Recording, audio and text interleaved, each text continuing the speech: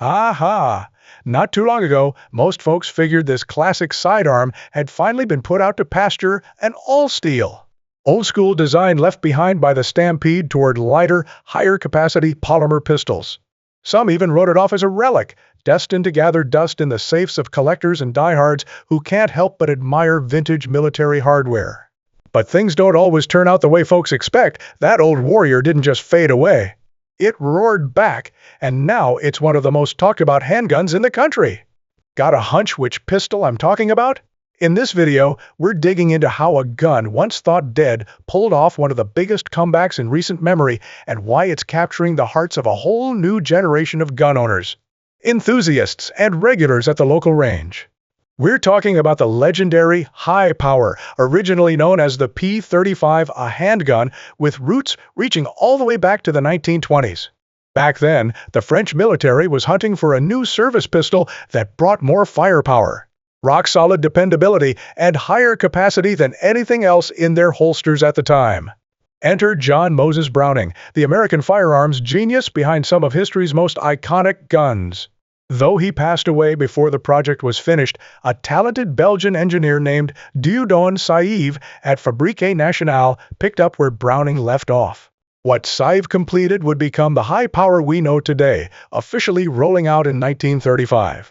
And back in those days, a double-stack handgun in 9mm Luger holding 13 rounds was just about unheard of.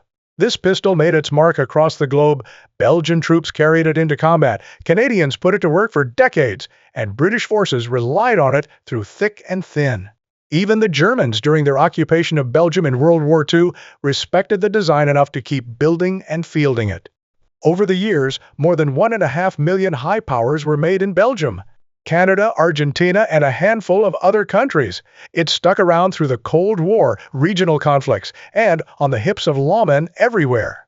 But by the 90s, new polymer pistols were stealing the spotlight. Shooters wanted lighter frames and bigger mags, and the High Power started to look like a beautiful old relic. Its single-action design reminded folks of the classic 1911 smooth, precise, but with quirks like the magazine disconnect safety and the risk of hammer bite if you didn't grip it just right. By 2018, both FN Herstal and Browning Arms had closed the chapter on the original High Power, ending a run that spanned 8 decades. To many, that was the end of the line. But if there's one thing seasoned shooters know, it's that true classics never really disappear. Instead of fading out, interest in the High Power started to heat up. Folks were hunting the used market, paying top dollar for any vintage models they could find.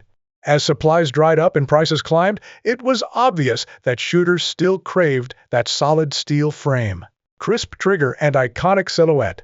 That's when new manufacturers around the world jumped into the fray, reviving the High Power blueprint with modern updates while holding tight to its original soul. That's when the comeback really started. Turkish companies like Tizas stepped up with their own takes on the High Power, and soon after, Girsan released the MCP-35, a sharp-looking, dependable all-steel pistol that didn't break the bank.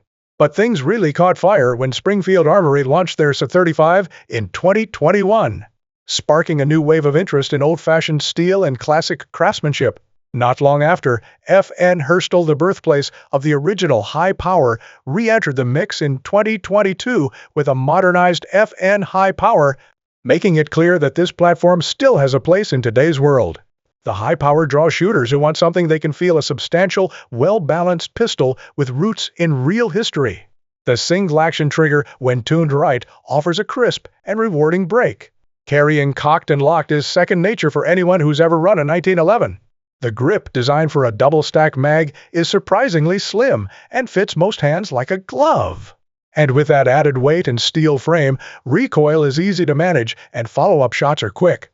Sure, today's polymer pistols often match or beat it in capacity, but there's a certain soul in a design that's seen combat, survived political upheaval, and stood the test of decades. Pick one up, and you're not just holding a tool, you're holding living history made by craftsmen who built things to last. Now, whether a pistol dreamed up in 1935 still makes sense in the era of polymer carry guns is up to you.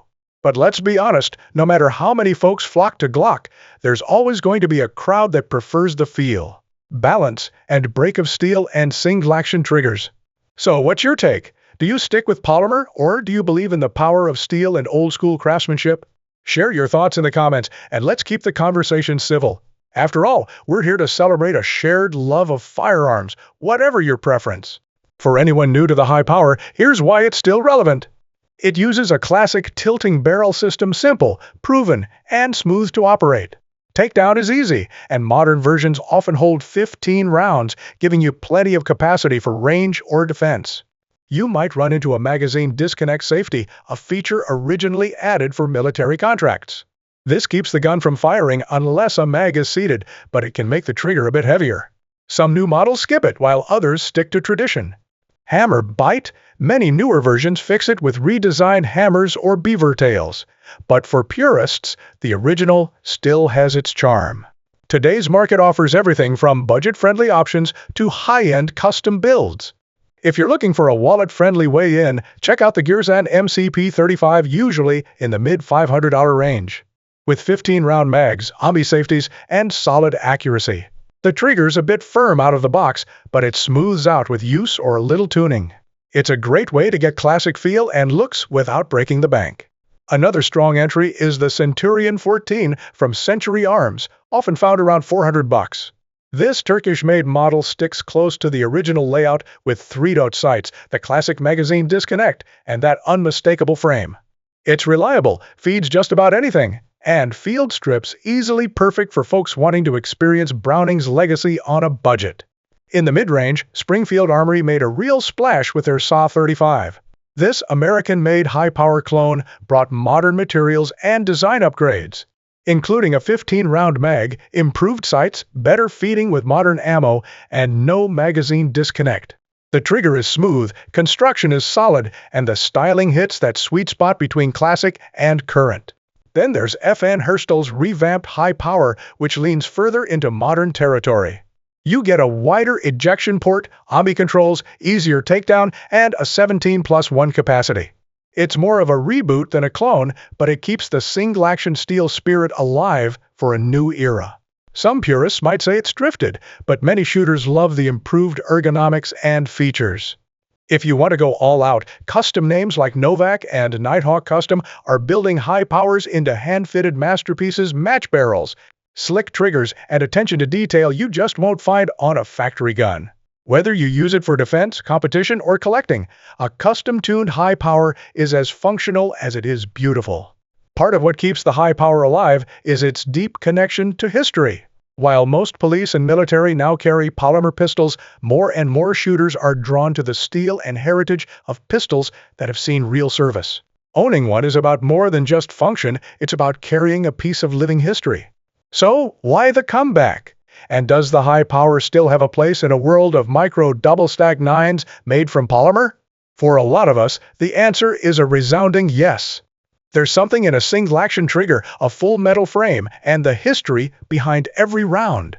You can see it in how folks react at the range, curious, respectful, and excited to hold a piece of the past that still runs with the best of today. Looking ahead, expect even more innovation, maybe optic-ready slides, shorter barrels for concealed carry, or even a .22 caliber training version. Magazine capacity has already jumped from 13 to 15 to 17, and it's only a matter of time before someone pushes it further. If you love history, craftsmanship, and the feel of a well-made machine, you owe it to yourself to try the high power. Whether you're a longtime fan or just discovering what all the fuss is about, the appeal is real. The Girsan MCP-35 and Centurion 14 are great entry points, but even mid-level and custom models have their own style. No matter which one you choose, you'll enjoy that classic balance, crisp single-action break, and the powerful sense of tradition in your hands. Personally, I'll always carve out a spot in my safe for a steel-framed pistol. That's been through wars, stood the test of time, and still keeps up with the latest competition. How about you? Where do you stand, steel or polymer, classic or modern? Let us know in the comments. And if you enjoyed this video, don't forget to give it a thumbs up, subscribe, and tap the bell so you don't miss future content on firearm freedom, heritage, and everything in between. Thanks for watching.